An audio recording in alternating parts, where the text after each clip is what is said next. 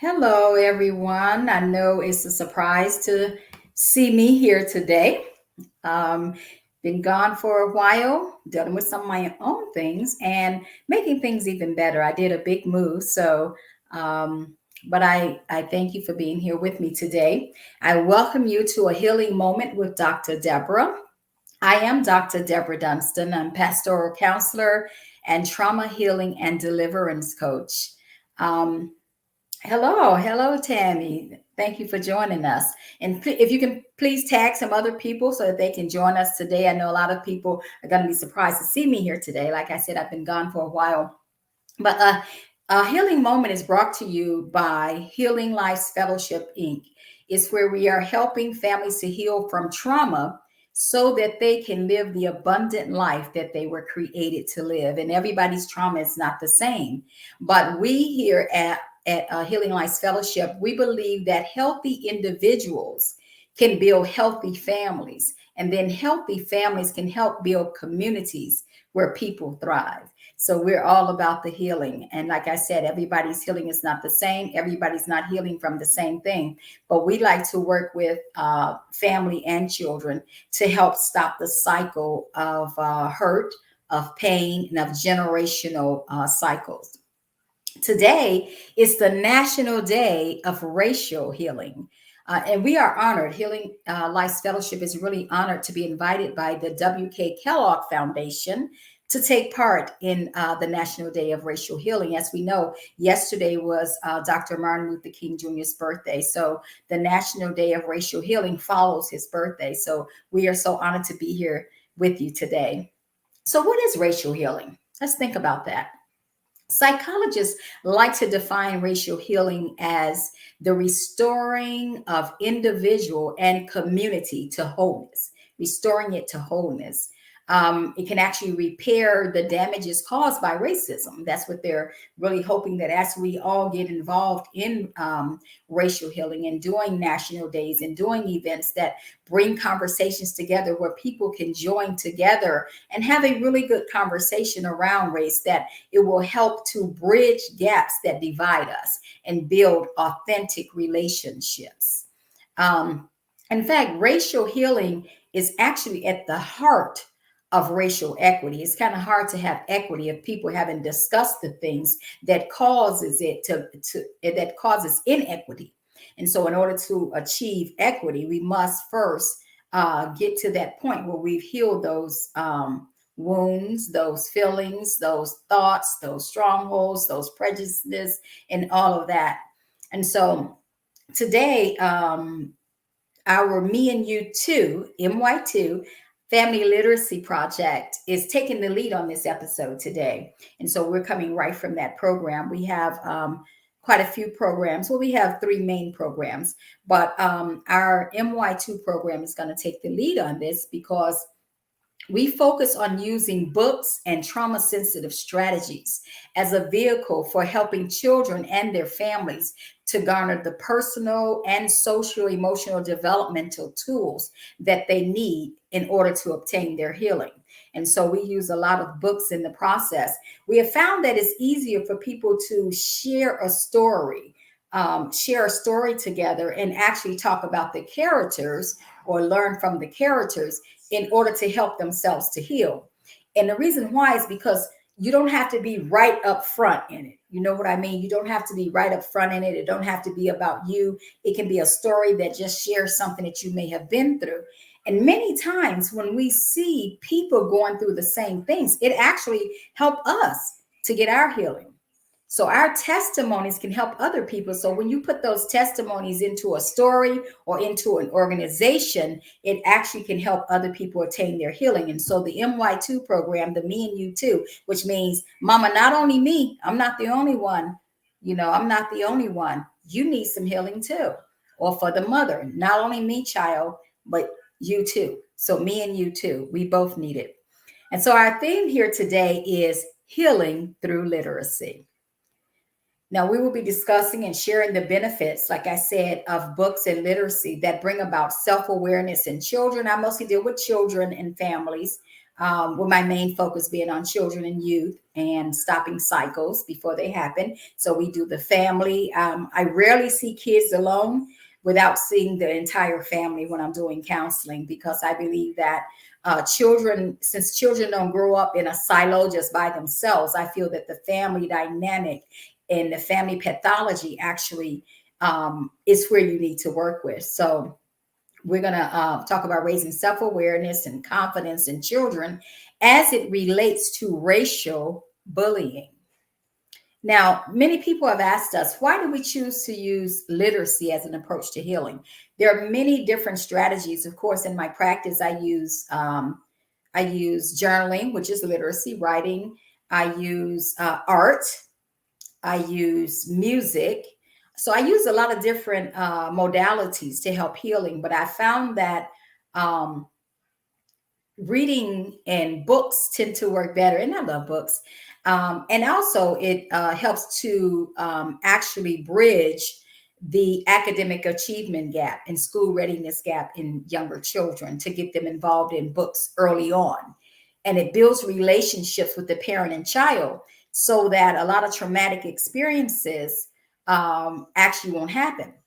So kids who have a great relationship in their parents are less likely to experience childhood sexual abuse, maltreatment, neglect, when you have a great relationship. So I choose to use that method. And plus, research has shown that social emotional literacy and learning directly impacts a child's ability to engage, express, and manage their feelings and emotions, develop self confidence and self worth. Also, to analyze and respond to the social injustices that they may, they may see in their communities. Some kids are growing up in communities where there's social injustices every day, you know, so they need to know how to deal with those. And also, it helps them to face the challenges that they face each day, conflict resolution. So just learning how to, having that social emotional learning and using literacy as the tool to get there has been shown to work. And even as a former school teacher myself, yes, I taught school, and I even had a private school in my home, which is where I used the MY2 model in. I found that social emotional literacy can help to guard against and even prevent racial bullying. So in racial bullying, it can be overt, which means it's out in the open, calling people names, calling people racial names, making slurs towards them, just open hostility, even to threat or physical violence. It can be overt, out there in the open. That's how I make myself remember: overt, open, out there in the open, not caring who knows. Or it can be covert. Now we have more covert racism and racial bullying, which means that it's harder to recognize. It can involve little subtle comments, a little put down here and there to devalue your experiences or your identity. And this is on no matter what race it is, but it can be very covert. Like, oh, I ain't prejudiced, but you say little things or you think little thoughts, or it comes out in your actions, right? So that's covert. But the thing about even being covert bullying is subtle, but it's no less abusive, painful, and humiliating, especially for children. Especially for children. Therefore, both types of racial bullying are equally distressing and have a significant impact on a child's mental and emotional well-being, and even on adults. But like I said, we focusing on children, but even adults in a workplace, covert racial bullying, covertly, you just notice, why everybody passing me over for the raise? Why I'm getting passed over? Cover. Oh no, I'm not prejudiced at all. I'm not racially biased at all, but just covert. And do you know that covertly, we ourselves can actually have covert bullying or racism, and that we don't even, it's so covert, it's hiding out that we may not even recognize it as a stronghold in our lives. Yes, children are our futures, Tam. That's right. Children are our futures. And so if we can get to the children, we can stop the cycles. Not saying that adults can't change, but I'm saying if we can get to the children, we can stop the cycle and stop it from keep moving forward and moving forward. And if we think about it, we would be honest to ourselves with that covert racial bullying. Think about a time in your life, and I'm not asking anybody to divulge anything, but a time in your life when you may have done it yourself and you look back. We had a discussion here at our fellowship, Healing Life Fellowship, when we have our fellowship of our women together, when we come together to heal. Women healing together is a beautiful thing, you guys. But when we come together to heal, we had a conversation about how do you feel, and like I said, our circle is women of all colors, all backgrounds. When we get together, how do you feel when you see something happening and you're going through something in your life, but you see maybe a couple even or a family that they doing all good? It may make you feel bad, but do you feel worse when it's somebody of a different race or a different ethnicity? And if you think about it, what's she doing with him? What are you doing with her? What do you want with her? There's plenty of us around. I put that question out there, and you will be surprised of some of the truth that we came up with, that we discussed amongst ourselves when we didn't even know we felt like that. That's what I mean by covert. We didn't know. We look at them. What do you want with her? You know. And if we would be honest, a lot of it has to do with how we feel about ourselves or how our situation is going at the moment. If we doing all good, we don't let it bother us. But if we not in a good place with ourselves, if we're not feeling good about ourselves, or if our stuff ain't going right, we tend to look at it more. We tend to think more, look at differences as being something to dislike, something to fear, something negative, something to despise, and even some people, something to hate. Sadly, but true. Even something to hate. So, but if we felt good about ourselves and we had our things together and we're not blaming others for our situation, it helps us to just stand in our own and let people stand in their own, and even to support them in their own, right? And so that's why we look so much on helping people to get healed. And I even use books when I'm dealing with families and especially women.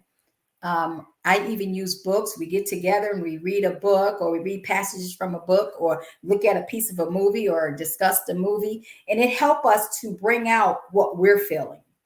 And so if we start early and start with our children, then we can have them to be more open-minded. We can instill acceptance and a sense of self, where they feel so good about themselves. They don't have to put somebody else down to make themselves feel good.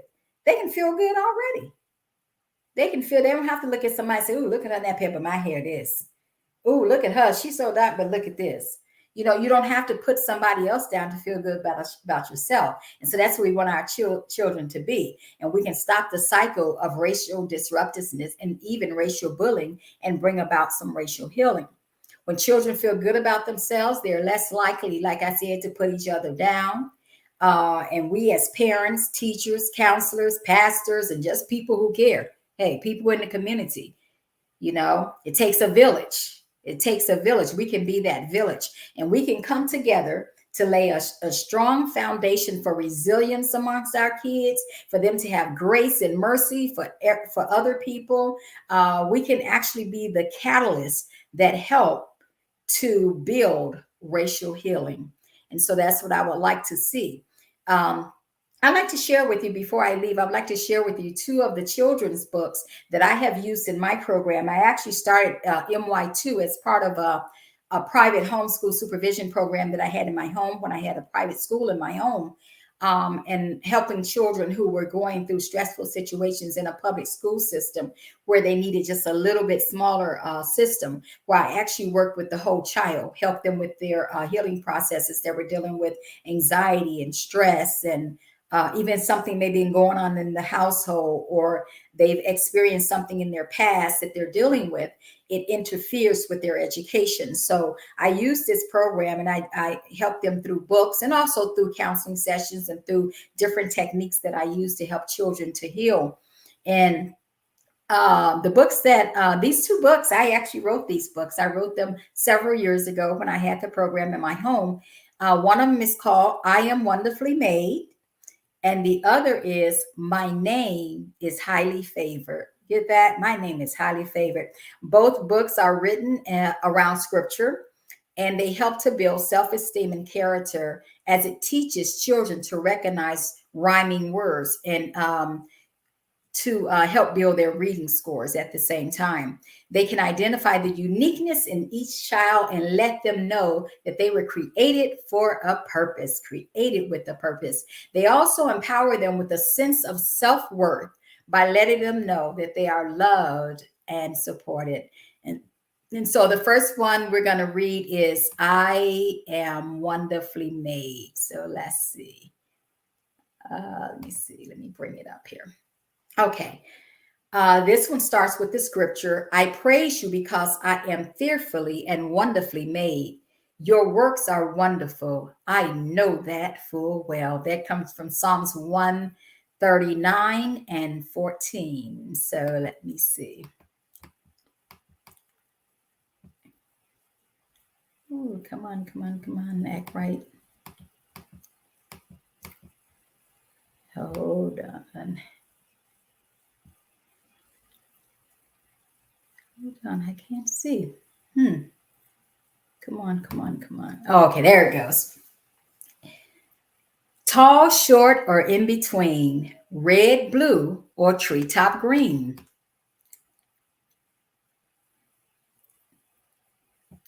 More than the lilies you see, I'm wonderfully made.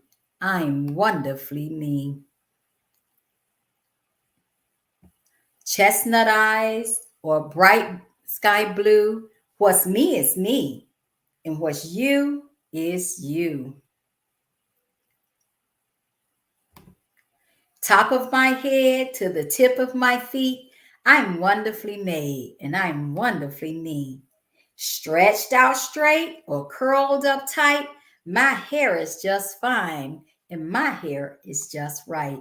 I am who I am, I am who I be. I'm wonderfully made and I'm wonderfully me. Nobody alike and nobody the same, even if we share one name. I'm wonderfully made. Can't you see that I'm wonderfully made and I am wonderfully me? Like birds with wings on mountain high, I twirl and I spin and then finally fly. True to myself and joyfully free, because I'm wonderfully made. I'm wonderfully me. Okay, that's the first one. And that book, like I said, is called I'm Wonderfully Made. And the next book I like to read to you is a book that I wrote, and it's called My Name is Highly Favored. This book came to me by divine intervention. I was sleeping one night and I woke up at about 3 o'clock in the morning, and all of a sudden the words just start to come. And that's, like I said, when I had the school. And so I first read it to the children, and I'm starting to produce the books again. I used to have a run of them that I used to give away and sell to raise money for our program. And so they are coming out again. So I'm excited about that. I'm working with someone. And so the scripture for this one says, and the angel came in unto her and said, Hail, thou that art highly favored, the Lord is with thee. Blessed art thou among women. And that comes from Luke 1 and 28. And here the book goes this. When I was just a little kid, maybe around 3, my mother said to me, highly favored is who you be. I think that's when it started, that good things followed me. In fact, I hardly cried at all, even when I skinned my knee. I can't say that I've won all the games I've played, but it seems that great things happen from all the messes I had made. My name is highly favored. I'm glad to meet you today. When people ask my name, highly favored is what I say. When I go to school and the teacher calls my name, I know she's got it wrong, but I answer just the same. You see, Mama said maybe she just didn't know. Blessings are bound to follow me wherever I may go. I actually have a given name that I still use most times. because people just won't understand this name that I took as mine. But if you see me out to play, and if by chance we meet, my name is highly favored. Highly favored is who I be. So I hope you I hope you enjoyed those books. Like I said again, I'm in the process of relaunching both of these books. And if you're interested in pre-ordering a copy for your child or maybe to give one to somebody, you can inbox me here on Facebook and I'll make sure that I get one to you. And for every book that you purchase, we haven't even set the price yet. I want to make sure that I have it priced so that we can get it in the home of children who don't have libraries. So everyone you purchase will give one to a child and help to build home libraries. Research has shown that a lot of children don't even have books at home to read with their families. And they can't get to the local library. So we would deliver the books to them or mail the books straight to them. And so, but those are two of the books that I've written, but I know a lot of authors that have written books. And if you are an author who have written a children's book that help to build self-esteem, help children to feel good about themselves, help children maybe to find their way in the world, to make plans for things they want to do in the world, then give me a call too, or contact me right on Facebook and or by email at Dr. Deborah at Healing Lives Fellowship, no, healinglivesnow.org.